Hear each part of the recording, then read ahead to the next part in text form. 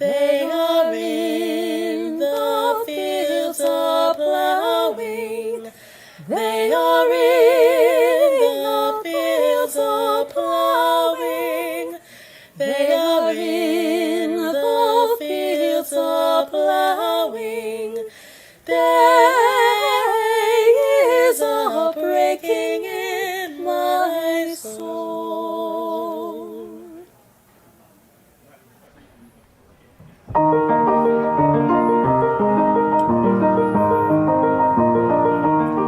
From the light of days remembered burns a beacon bright and clear, guiding hands and hearts and spirits into faith set free from fear. When the fire of commitment sets our mind and soul ablaze, when our hunger and our passion meet to call us on our way, when we live with deep assurance of the flame that burns within, then our promise finds fulfillment and our future can begin.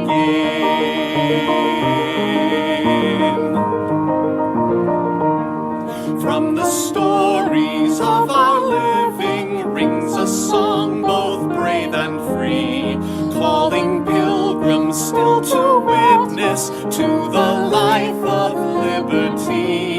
When the fire of commitment sets our mind and soul ablaze, when our hunger and our passion meet to call us on our way, when we live with deep assurance of the flame that burns within, then our promise finds fulfillment and our future can begin.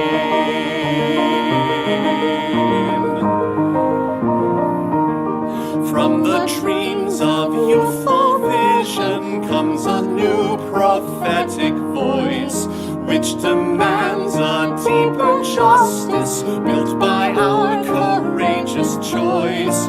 When the fire of commitment sets our mind and soul ablaze, when our hunger and our passion meet to call us on our way, when we live with deep assurance of the flame that burns within, then our promise finds fulfillment and our future can begin.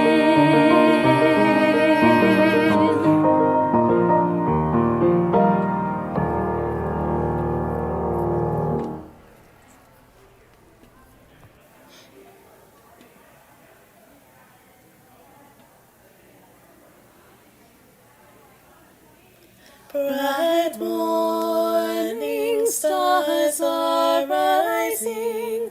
Bright morning stars are rising.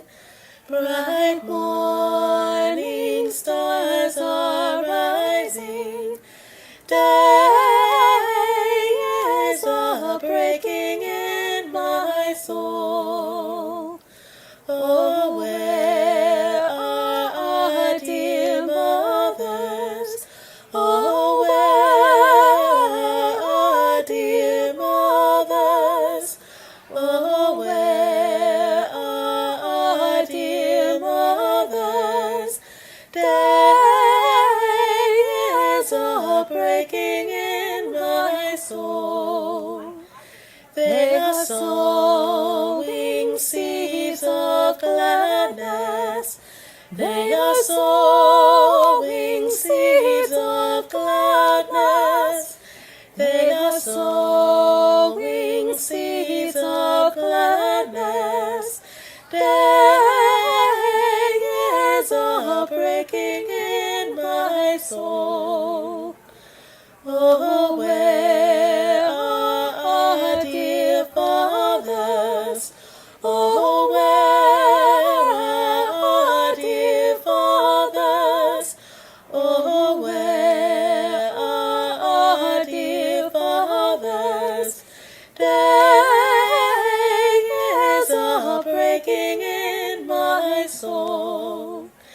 They are in the fields a plowing. are in the fields of plowing. They are in the fields of plowing. There is a breaking in my soul.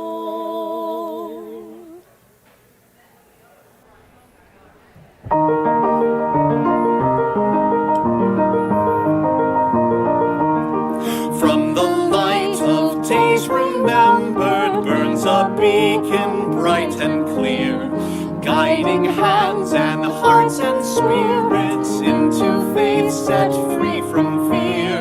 When the fire of commitment sets our mind and soul ablaze, when our hunger and our passion meet to call us on our way, when we live with deep assurance of the flame that burns within, then our promise finds fulfillment and our future can begin.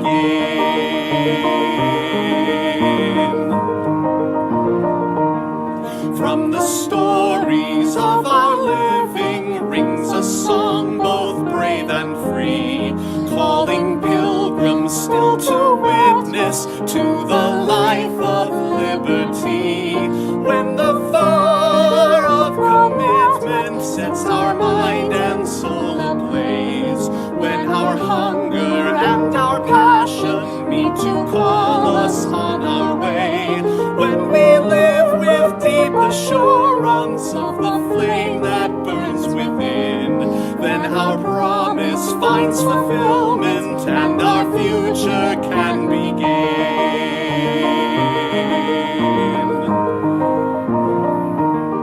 From the dreams of youthful vision comes a new prophetic voice, which demands a deeper justice built by our courageous choice.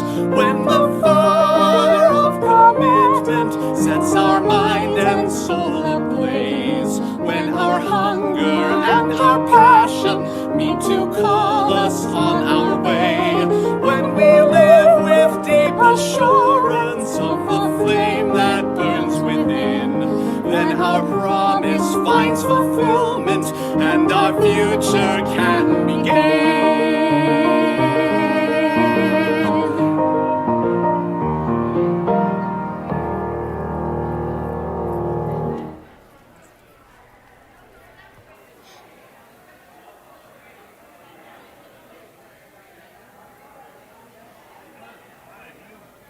Bright morning stars are rising. Bright morning stars are rising. Bright morning stars are rising. Day is a breaking in my soul. Oh, where are our dear mothers? Oh, where are our dear mothers? Oh, where are our dear mothers? There is a breaking in my soul. They are sowing seeds of gladness. They are sowing seeds of gladness. They are sowing seeds of gladness. There is a breaking in my soul. Oh, where are our dear fathers? Oh, where are our dear fathers? Oh, where are our dear fathers? There is a breaking in my soul. They are in the fields of plowing. They are in the fields of plowing. They are in the fields a plowing. Day is a breaking in my soul.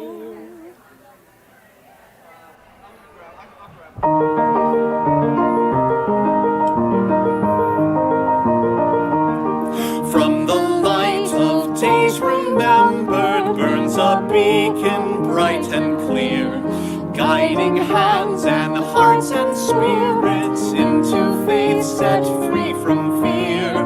When the fire of commitment sets our mind and soul ablaze, when our hunger and our passion meet to call us on our way, when we live with deep assurance of the flame that burns within, then our promise finds fulfillment and our future can begin.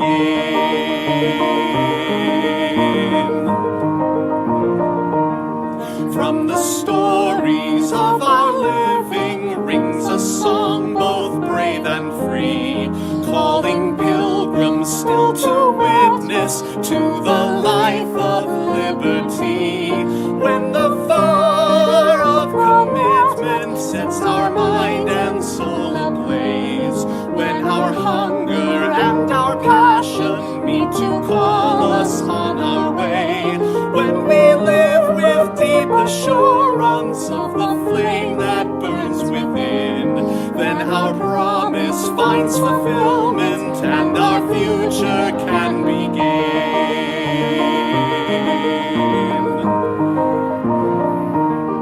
From the dreams of youthful vision comes a new prophetic voice, which demands a deeper justice built by our courageous choice. When the fire of commitment sets our mind and soul ablaze, when our hunger and our passion meet to call us on our way, when we live with deep assurance of the flame that burns within, then our promise finds fulfillment and our future can begin.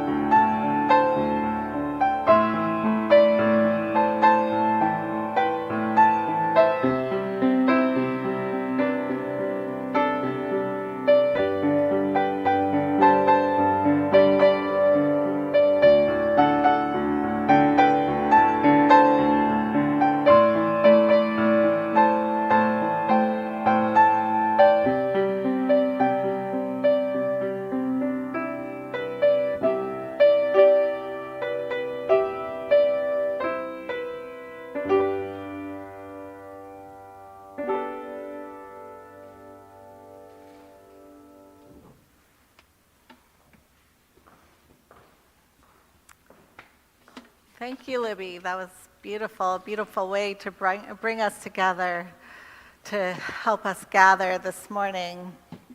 Good morning. I am the Reverend Dayna Edwards, and my pronouns are she and her. I am a white cisgendered woman wearing, we were debating the color. It's like a reddish-orange colored shirt and a printed skirt and a yellow Side with Love stole. We gather this morning together, as we have for over 72 years, on the ancestral land of the Nacotchtank and Piscataway Kainai peoples. We gather on the land where enslaved African people and their descendants toiled without choice or recompense. We honor the enduring presence of all the peoples whose wisdom and stewardship of this land are felt and held from the generations of the past and into the present and the future. Welcome this morning. Welcome to Cedar Lane Unitarian Universalist Congregation. This is an inclusive community where love works. The words below are adapted, you don't know what's below. The words you're about to hear are adapted from podcaster and writer Jeff Chu. If you are angry, tired, or overwhelmed this morning, you are welcome here, and you are loved. If you are delighted, exuberant, or wiggly, you are welcome here, and you are loved. If you're an extrovert who is so excited to be with 100 people, every single one of whom you desperately want to meet, you are loved and you are welcome here. And if you are an introvert who doesn't want to speak to a soul, you are welcome here and you are loved. If you're not sure where your journey of faith is going, you are loved.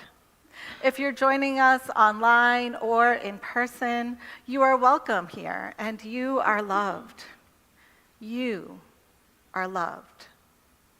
And we are so glad you're here this morning. A hearty welcome to our newcomers and guests, whether you're joining us in person or joining us online this morning. If you're new or still feel new, please raise your hand so that we can, or introduce yourself in the chat so that we can give you a warm Cedar Lane welcome. Good morning. And greet you with a small token of appreciation. Let us give our guests a warm Cedar Lane welcome.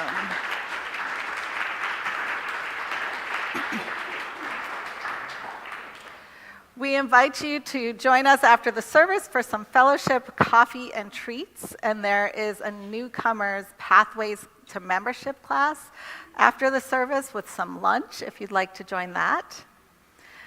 And if you're interested in learning more about Unitarian Universalism or getting involved in our congregation, please take a moment to fill out the newcomer form that you'll get with your gift or that's linked in the chat.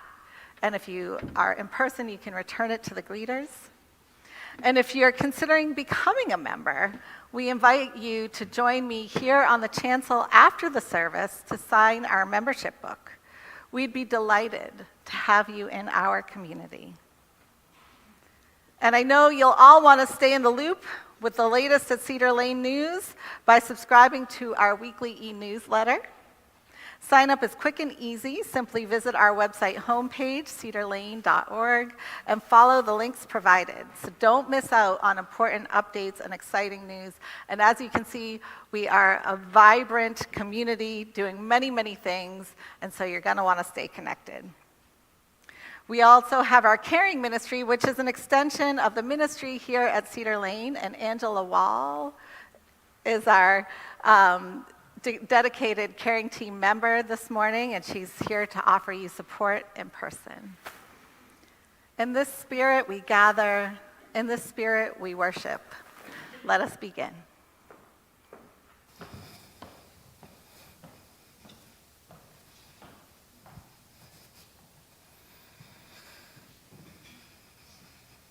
Once upon a time, chemists believed that they could transform lead into gold, or death into life. We laugh, but are we not also in the business of alchemy? Turning loneliness into connection, pain into comfort, anger into solidarity, faith into action. The subtle magic of joining in a faith group combines love with justice, creates hope out of fear, transforms individuals into community. Here, we engage in a holy alchemy, finding beauty in the ordinary and life in the present. Come, let us be transformed together.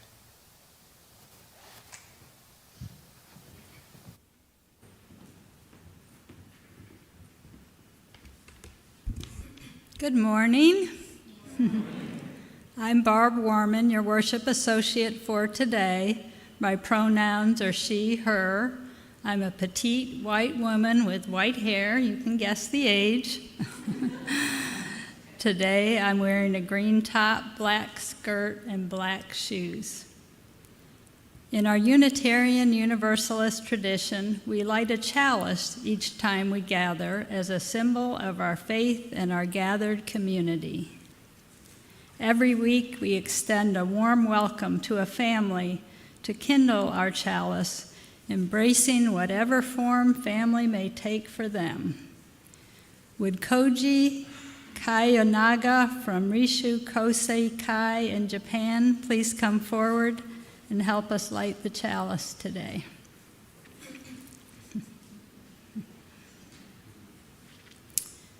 Please rise in body and or in spirit to share the chalice lighting words.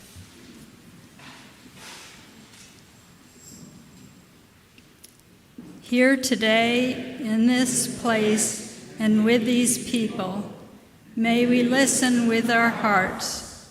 May we listen so that we can feel. May we feel so that we can know. And may we know so that we can change ourselves and this world. May this chalice we light our way. Thank you, Koji. Remain as you are to sing hymn 1010, We Give Thanks.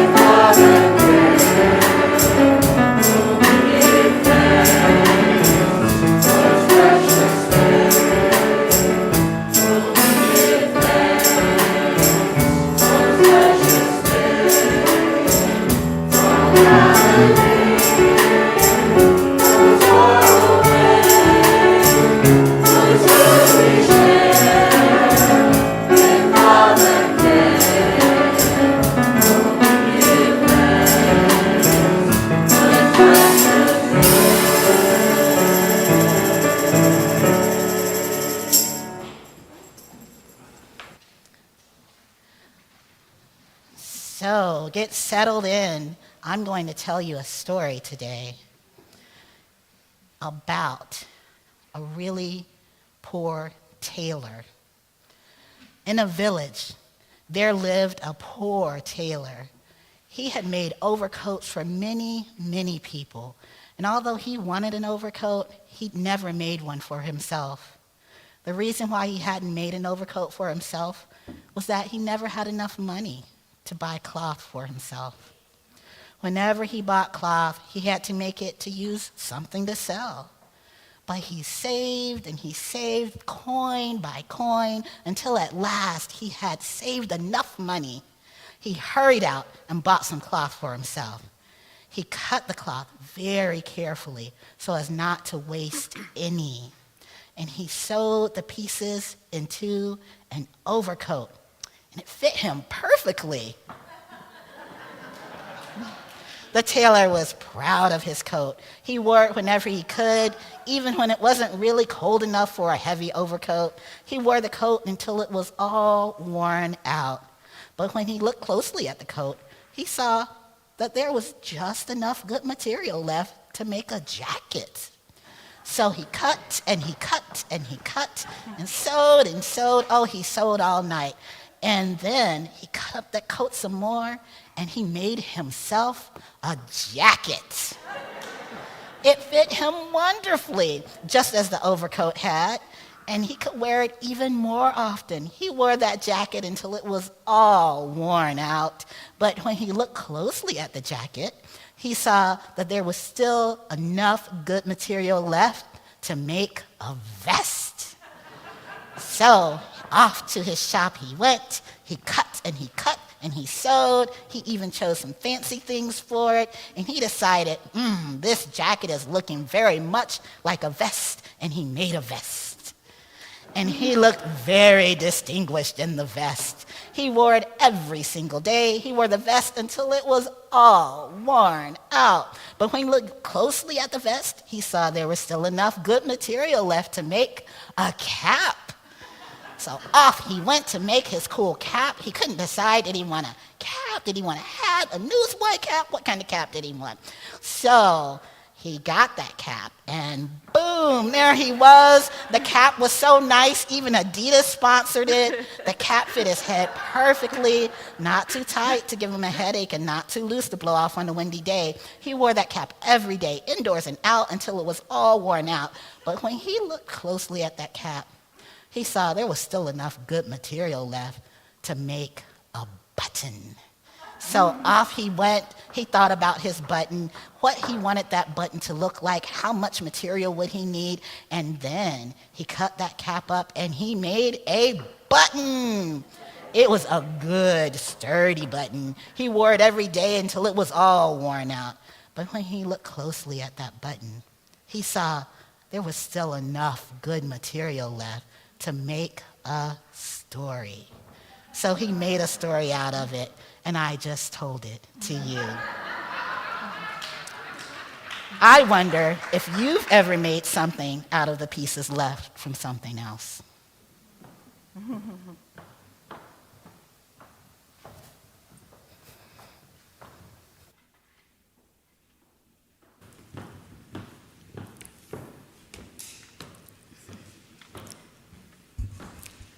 Let us now take a moment to ground ourselves and fully immerse in this present moment.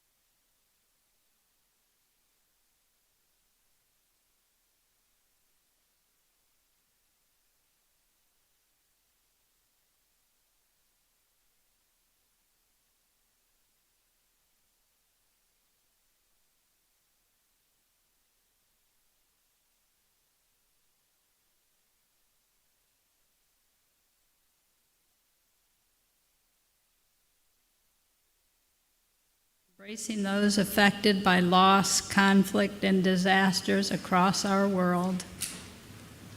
We carry within our hearts the memory of all who have died in the ongoing violence in Gaza, Israel, Ukraine, Sudan, and the Congo. Those who have been wounded both physically and spiritually, and those who are engulfed in indescribable anguish over the loss of their loved ones.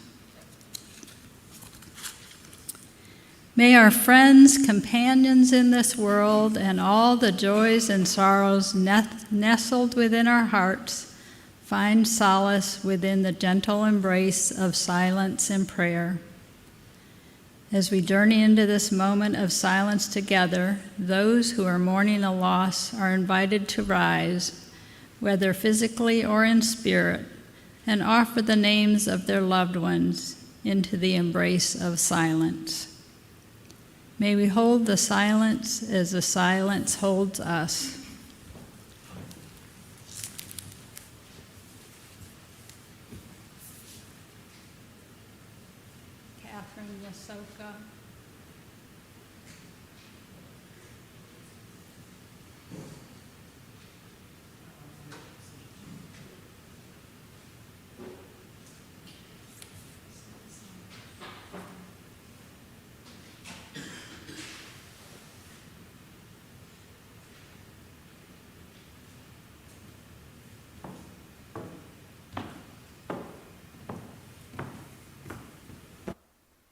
Be seated. You may be seated. I invite you to stay in that meditative space and join me in a brief guided meditation this morning. This is a meditation of grounding, and so I'm going to just take off my shoes, if you notice me getting smaller, so that I can feel myself more centered and connected to the earth. So I invite you to close your eyes or soften your gaze and bring your attention to your breath, not changing your breath or judging your breath, just inhaling and exhaling, settling into your own rhythm.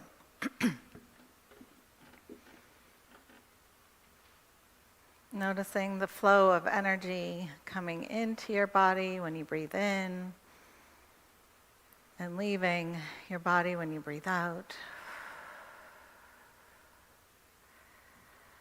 And on that next inhale, I invite you to bring the flow of the energy of this space into your body as you feel safe doing so, and letting it flow through to your feet.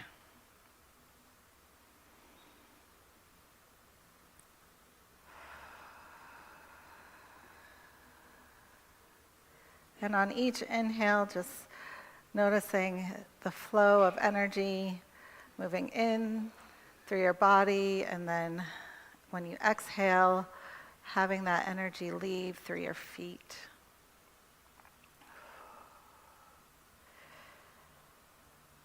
Just feeling your toes on the ground, feeling the points of your feet that connect to your shoes and the floor,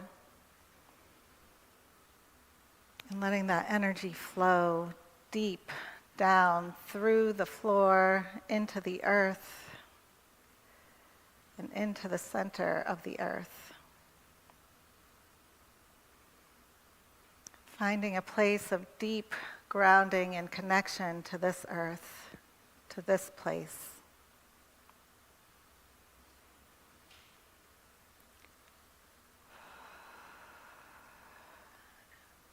And if you feel comfortable, finding a place in your body where you may feel some tension, where you may feel some pain,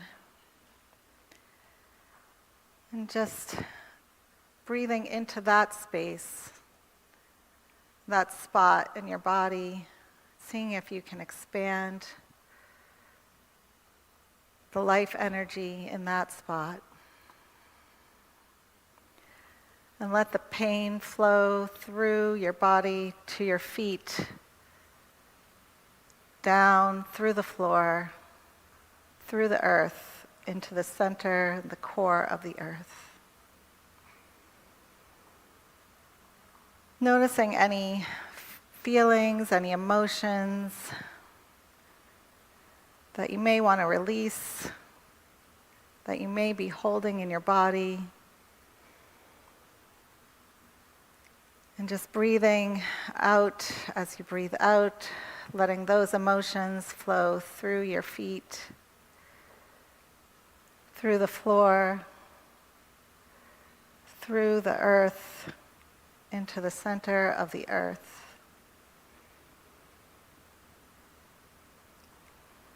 Just sitting in that flow for a moment.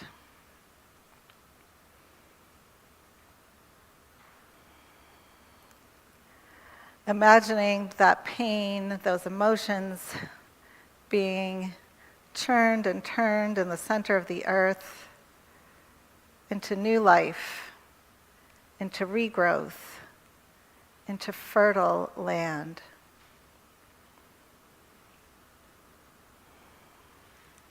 Returning again to your breath, returning always to your breath, knowing that that flow continues even when we're not aware, even when it's not intentional. We return again, always, to the cycle of life.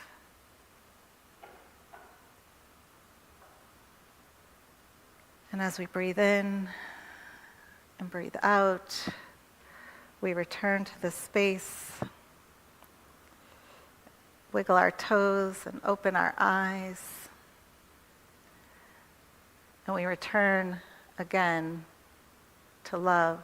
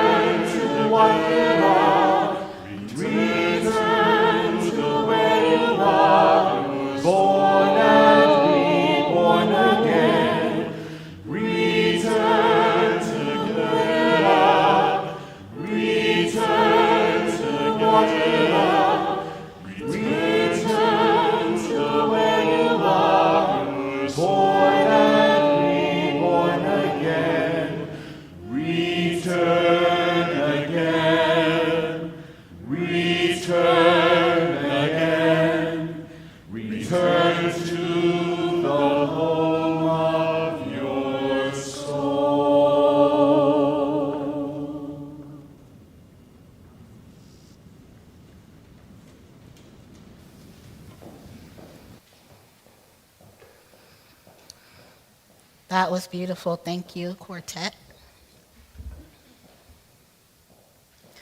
Every week, we participate in the sacred act of giving and receiving and offering, reaffirming our dedication to the principles of our Unitarian Universalist faith and our beloved community. Through our collective generosity, we demonstrate our commitment to funding our mission and ministries, compensating our devoted staff, and upholding the comfort and beauty of our sacred spaces. I'm sure you've seen those. Our bathrooms are reopened. If you haven't gone to the bathroom, I'm telling you, you need to go in there. It is gorgeous. Our offering symbolizes our unwavering commitment to embracing all, advocating for justice and equity, and preserving our precious planet. As we pass the plate during our worship service, we publicly express gratitude for the abundance in our lives, symbolically gathering the fruits of our labor at this sacred moment of our week. The act of giving, woven into the fabric of our spiritual practice, is an integral component of our journey towards spiritual fulfillment and communal connection. Today I have with us Diane Yanchis, a wonderful member here at Cedar Lane, and an AIM Care team member. Diane has done so much for Cedar Lane and with AIM, and she will continue to tell you about our offering.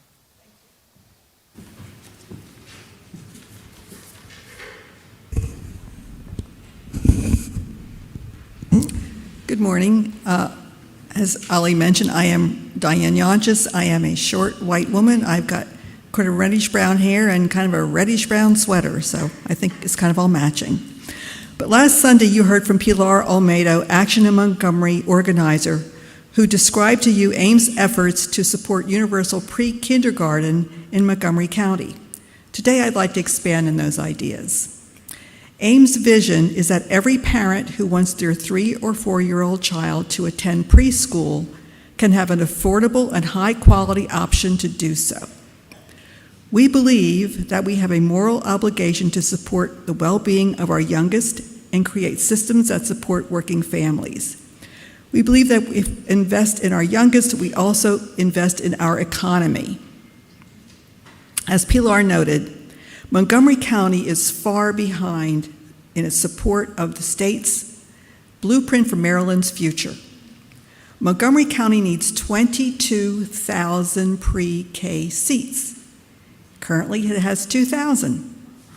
And last year, the expansion for community-based pre-K spots increased from 217 to 218. That's a net gain of 1. At the current rate, it will take more than 25 years to reach universal expansion. Think about that. Studies show that children who attend pre-K perform better academically, have higher high school graduation rates, have more opportunities to attend college, which in turn translates to a better standard of living and a quality of life. For every dollar invested in early childhood education, there is a return of at least $8. This is an economic issue which cuts across all income levels in Montgomery County. When AIM conducted listening sessions in late 2022, and some of you in this congregation participated in those, we learned that one of the top 2 concerns is the cost of childcare and early childhood education. Parents, mostly mothers, have had to leave or are unable to enter the workforce because of the high cost of pre-K. In the District of Columbia, just next door, where universal pre-K came into being 10 years ago, they saw a 10% increase of women in the workforce. One of our AIM members shared that his son, who recently returned to Montgomery County from living elsewhere, instead of coming back to Montgomery County, he and his family moved to the district based solely on the availability of free childcare and pre-K. So, AIM, Action in Montgomery, is working on solutions to this concern. We're conducting a universal pre-K action next Sunday, March 17th, from 2 to 4 p.m. at Harmony Hills Elementary School just up the road in Silver Spring. We're bringing together Montgomery County Public School officials, county council members, parents, teachers, child care providers, and other local organizations and to find creative solutions to expanding pre-K. Please join us. AIM's actions have brought results in the past, and our goal is to do the same for pre-K. Thank you.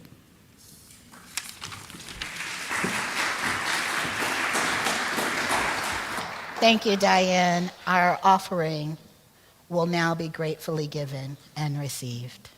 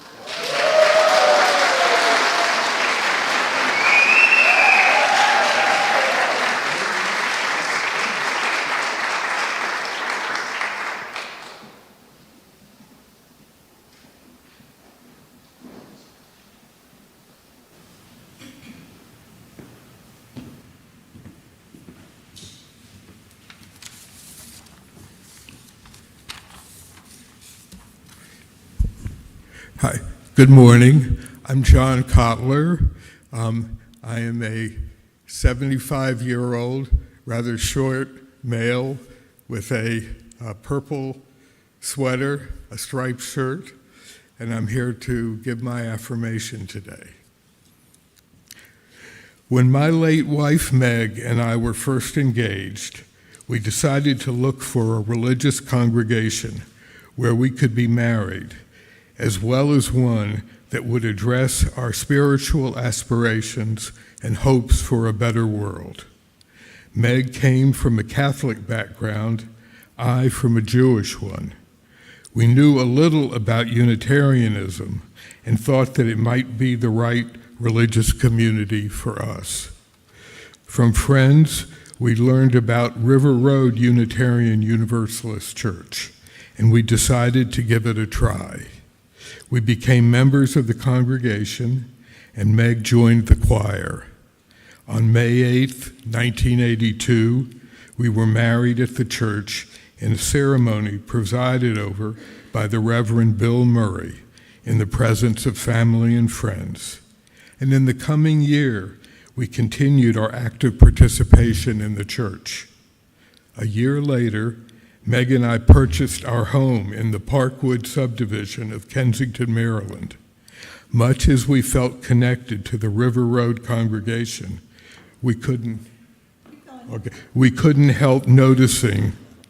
Sure. Okay, thank you. All right. Thank you. Much as we felt connected to the River Road congregation, we couldn't help noticing that I wasn't speaking loud enough. We couldn't help noticing that the Cedar Lane UU Church was in walking distance of our house on Glenridge Street. We bid a grateful farewell to River Road and became members of Cedar Lane. The senior minister at the time was Ken McLean. Several years later, after his retirement, the new minister, Roger Fritz, came on board. Our son David arrived in December of 1985, and when he was old enough, he began the Cedar Lane's religious education program. For several years, I taught in the RE program, and Meg was one of the volunteers who sat at the desk downstairs on Sunday morning, answering questions and directing traffic. Over the years, we continued to be active members of the congregation and made many close and enduring friends. Flash forward to the winter of 2017, when Meg was diagnosed with kidney cancer. The year ahead was a tough one. We met regularly with Meg's wise and compassionate oncologist and traveled to the Cleveland Clinic for surgery and consultation. Meg then underwent a long series of radiation and chemotherapy treatments. Despite these challenges, Meg courageously continued to nurture friendships, pursue her many interests, drive up to Baltimore where David lives. She joined a Tai Chi class here at Cedar Lane and became a member of the grounds committee. Then COVID hit and everything changed again, and we were confined to our home. But still we would drive up to Baltimore and have a picnic with our son at a park across the street from where he lived. Then on January 2022, Meg's condition took a dramatic turn for the worse, something we knew would happen eventually, but hoped to put off indefinitely. She went by ambulance to Suburban Hospital, where I would visit her every evening after work and after taking a COVID test at home. Fortunately, we had the time in the coming days to talk about our life together, to express our love for each other, for our son, for our friends. And I was able to acknowledge and apologize for the times when I had not been as wise and caring a husband as I would like to have been. And then on the evening of January 20th, Meg died. I contacted Reverend Avi the following day to ask him to preside over Meg's burial service at the Park Lawn Cemetery in Rockville. He responded immediately with compassion and concern.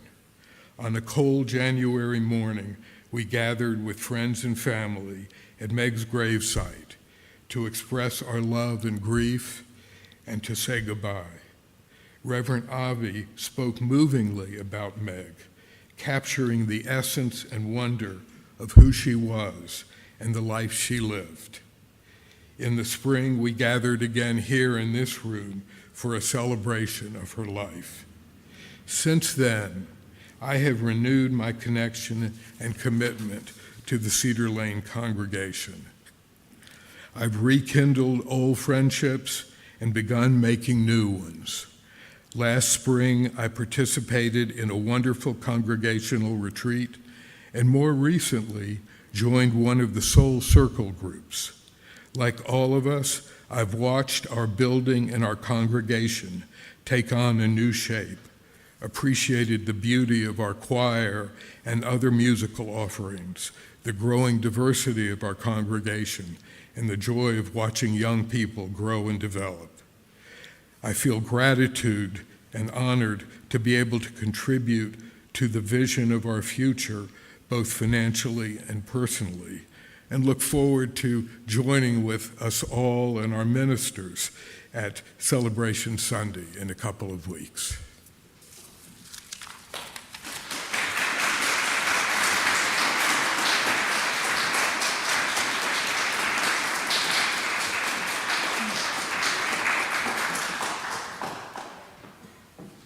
Thank you, John, for that moving affirmation. Thank you. The old bucket has hung there through many autumns, and the leaves have fallen around it, and some have fallen into it. Rain and snow have fallen into it, and the fallen leaves have held the moisture, and so have rotted. Nuts have fallen into it, or have been carried into it by squirrels. Mice and squirrels have eaten the meat of the nuts and left the shells. They and other animals have left their droppings. Insects have flown into the bucket and died and decayed. Birds have scratched in it and left their droppings, and perhaps a feather or two. This slow work of growth and death, gravity and decay, which is the chief work of the world, has by now produced in the bottom of the bucket several inches of humus. I looked into that bucket with fascination because I am a farmer of sorts, an artist of sorts, and I recognize there an artistry and a farming far superior to mine or to that of any human.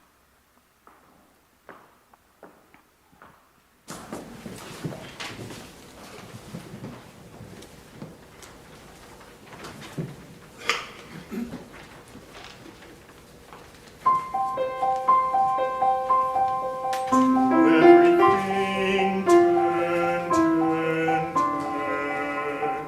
There is a season, turn, turn, turn, and a time.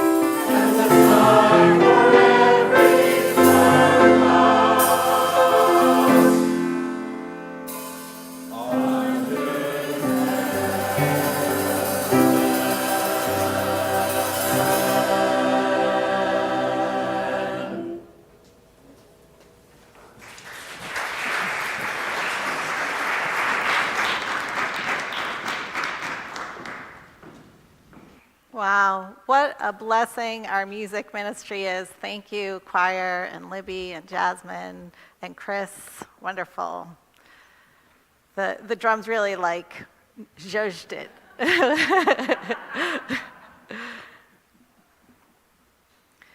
Today, I am in love with the lady on my local Free Stuff Facebook group, wrote my colleague, Reverend Lynn Unger. She's looking for a gnat-infested houseplant. She's worried, says Lynn, she's worried that the spider who's living over her sink is going hungry. That, my friends, is stewardship. Yes, I said it, stewardship. So before you start squirming in your seats thinking, why did I get up an hour earlier this Sunday morning to hear about money, you can relax. I'm not going to ask you for any money today.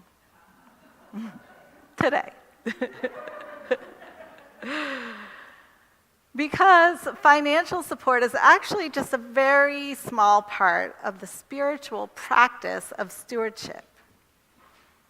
So let's go deeper. Let's get messy. Let's explore together. Our senior minister, Abi Janamanchi, said recently, stewardship from a Unitarian Universalist perspective transcends mere financial support and encompasses a profound commitment to the collective well-being of our community and the wider world. Stewardship calls us to responsibly manage and care for the resources we have been given, recognizing our roles as custodians of blessings that extend beyond ourselves. Stewardship, then, is really about strengthening our connections and becoming intentionally intertwined with that never-ending cycle of generosity and gratitude that exists wherever you look for it. Moving from a place of good stewardship of our resources allows you to connect more deeply with your own values, your own community, and the natural world of which we are all a part. And good stewardship often allows us to release, even for just a moment, the trappings of late-stage capitalism and get back in touch with that ancient inner knowing that most of us have put away to survive in our current society. And stewardship of our earth, of our resources, of ourselves, you will find the fertile ground of transformation. Transformation, author Adrienne Marie Brown says, doesn't happen in a linear way, at least not one we can always track. It happens in cycles, in convergences, in explosions. If we release the framework of failure, she says, we can realize that we are in iterative cycles, and we can keep asking ourselves, how do I learn from this? So I just recently started composting. Does anybody here compost? Nice. So yeah, a good number of people. And so for those of you who already compost, you may, kind of preaching to the choir, so to speak, right?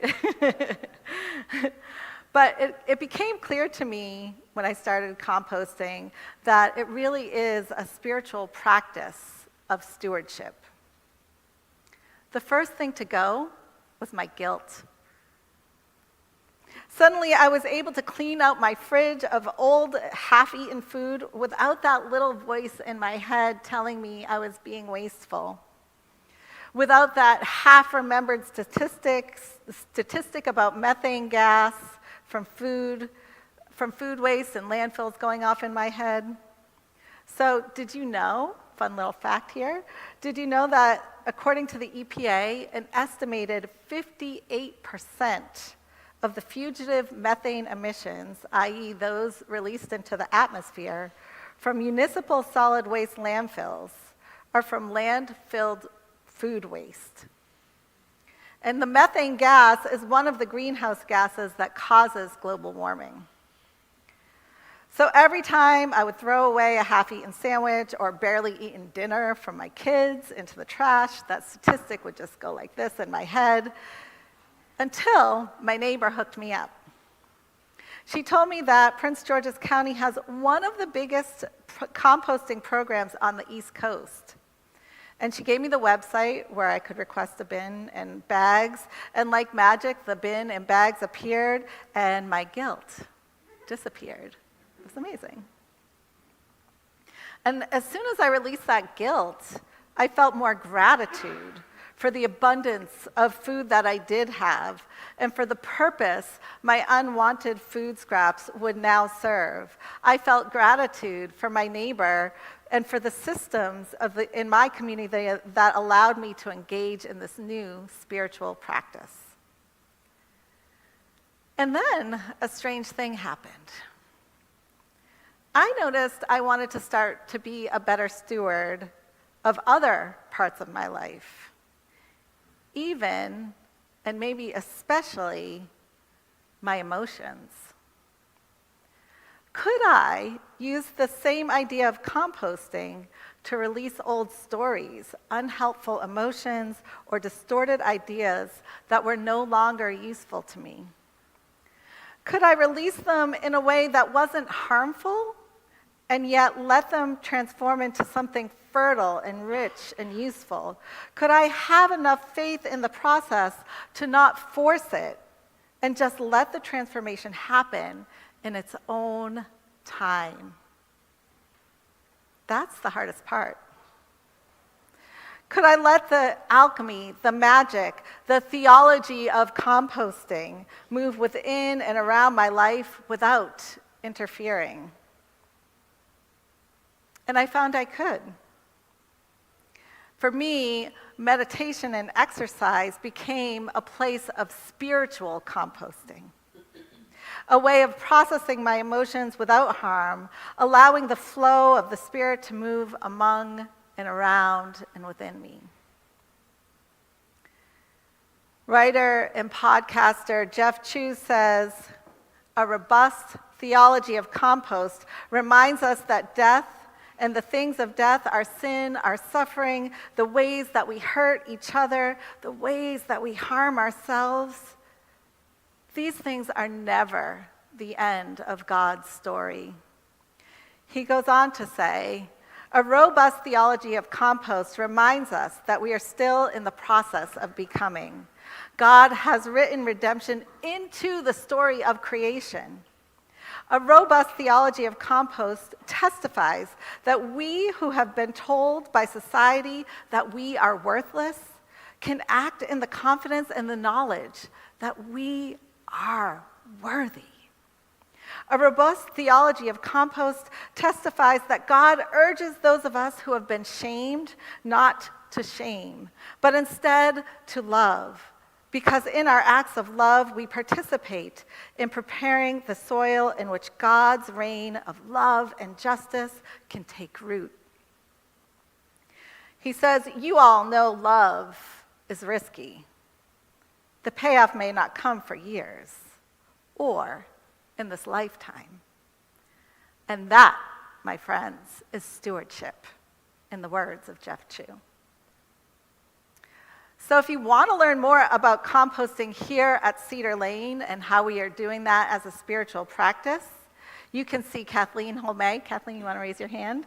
And she's gonna be hosting a brief workshop about composting at a later date, and I'm sure she'd be happy to tell you more about that. And the thing is, though, we can't all compost as a daily spiritual practice, but you always can compost here when you eat food at Cedar Lane. And the dishes and the plasticware, I guess it is, that we use is also compostable. But if you can't compost, what else can you do to move into the divine flow of generosity and gratitude?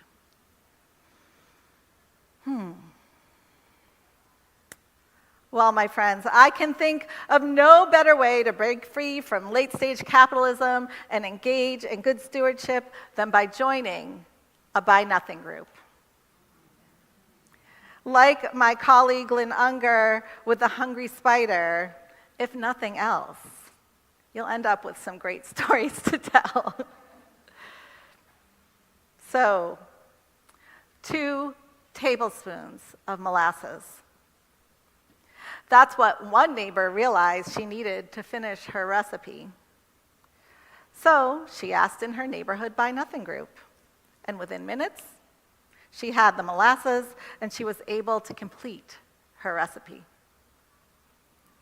That story was recently shared with me by a Buy Nothing group administrator, Mary Bennett, who identifies as an unaffiliated Unitarian Universalist. And she says, people join Buy Nothing groups because they want free stuff, especially younger people, or they're moving or downsizing. But what they often get is a sense of community, a place to practice generosity and gratitude, which is exactly what the co-founders intended. They say they envision a world where these groups won't be needed because we all know our neighbors and we can call on each other without the need for Facebook or an app.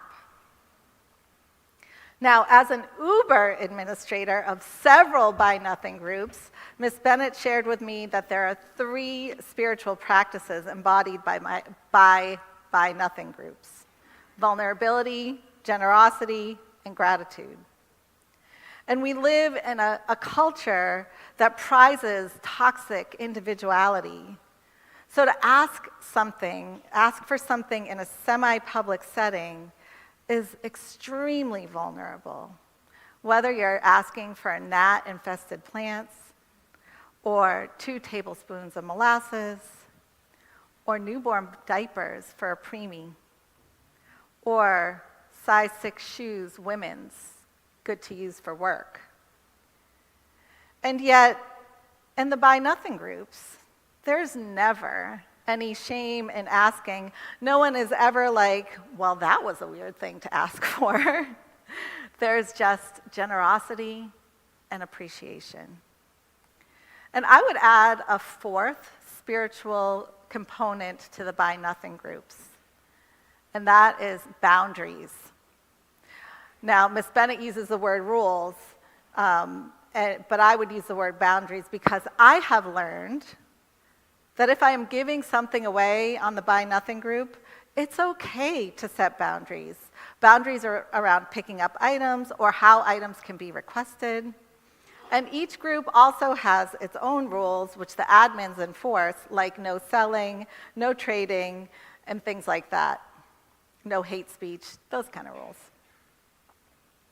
The spiritual practice of Buy Nothing groups invites us into good stewardship of our own time and energy, and into the time and energy of those in our group who are our neighbors.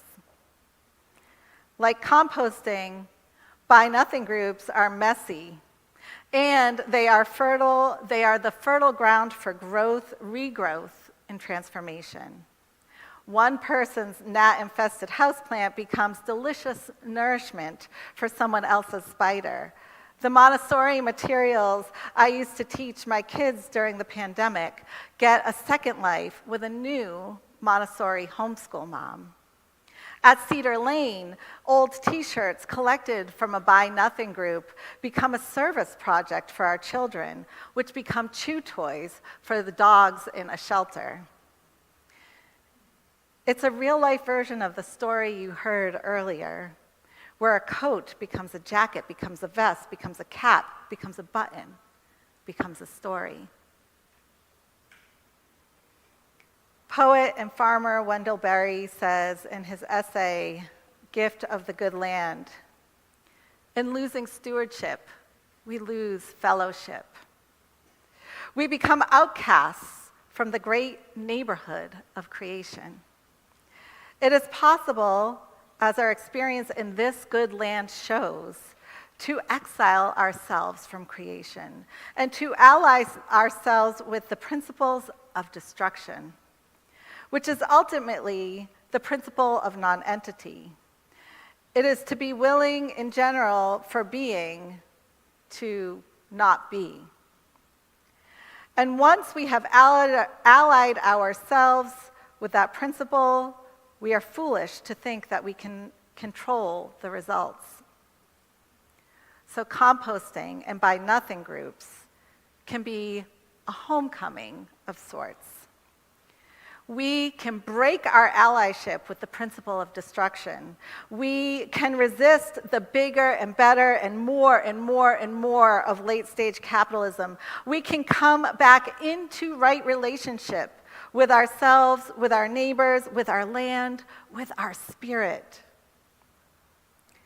Abi reminds us that stewardship is a spiritual practice because it invites us to align our actions with our deepest values and beliefs. By consciously caring for and responsibly managing the resources entrusted to us, whether they be material, the relational, or environmental, we cultivate a sense of reverence, gratitude, and interconnectedness.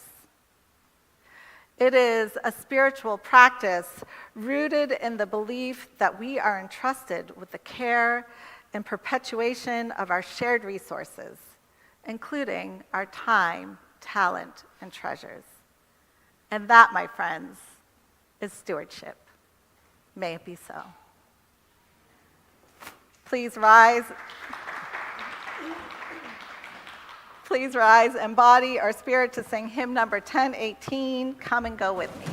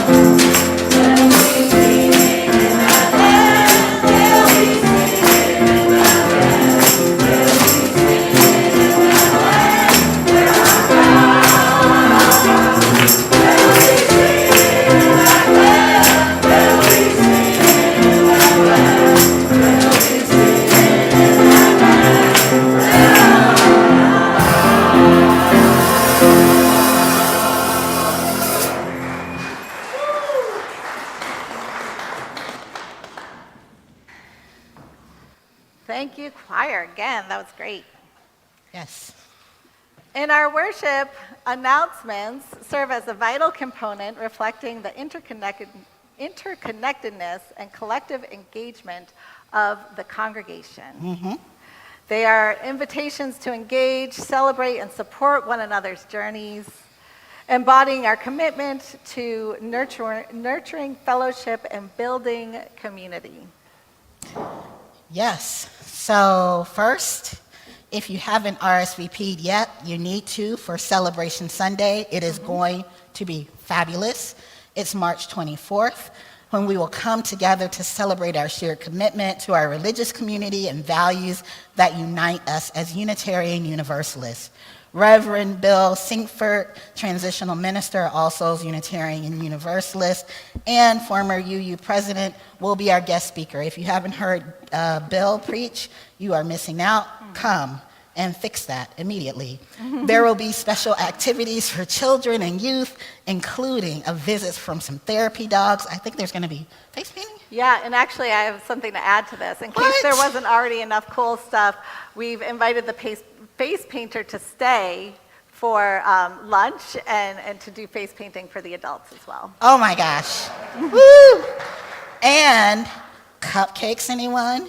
All of this will be happening in our new fellowship hall. Yay! So I'm going to say, Cedar Lane, I've noticed a thing about our culture. We don't RSVP. Actually do the thing. RSVP. Do it, okay? Yeah, Thank you so much. This is an anomaly, but there's already like 124 Shoo! people RSVP. Maybe you'll all eat if you RSVP. I don't know. So definitely RSVP if you want some food. So if you are excited by Celebration Sunday, if you just clapped because we are going to open our new fellowship hall, you are also invited to explore our financial future, because that wouldn't have happened without so much planning and dedication from so many people, and we need to keep that energy going. So after this service, you can join our Exploring Our Financial Future workshop at 12:15 here in the sanctuary. Join your board of trustees for an engaging, interactive conversation on Cedar Lane's financial outlook and potential for growth, led by Elaine Carmichael. Hi, Elaine. An expert in earned income, economic development, and organizational growth. This workshop will explore innovative strategies for membership growth, boosting non-pledge income, and increasing revenue from rentals. And a light lunch and childcare will be provided. Yes, I think that if you are thinking, should I or shouldn't I, you should. You should. Mm-hmm. We should definitely do that. And we would like to welcome Koji Kiyonaga from Risho Kozukai, a Japanese Buddhist organization. Welcome, Koji. And Risho Kozukai is dedicated to promoting peace, harmony, and human welfare through the teachings of the Buddha. Join us for a dialogue with Koji on Tuesday, March 12th at 7 p.m. about the beliefs and practices of Risho Kozukai. And lastly, if you are new or feeling newish or are thinking about membership, up in the Chalice House after service, we will also be doing pathways to membership. You don't actually have to join. Nobody's going to force you. But if you want to know more about Cedar Lane, Unitarian Universalism, how we do the things that we do, go up there. We'll have some lunch, and you can learn. And if you just feel like you need to sign the membership book, Dayna is here for you. The membership book is here for you, and we would love to have you join us. And that concludes the announcements. Thank you. And as we go forth into this time of the busy week ahead, I invite you to take with you these words from Adrienne Rich. My heart is moved by all I cannot save. So much has been destroyed. I must cast my lot with those who age after age perversely and with no extraordinary power reconstitute the world. May it be so.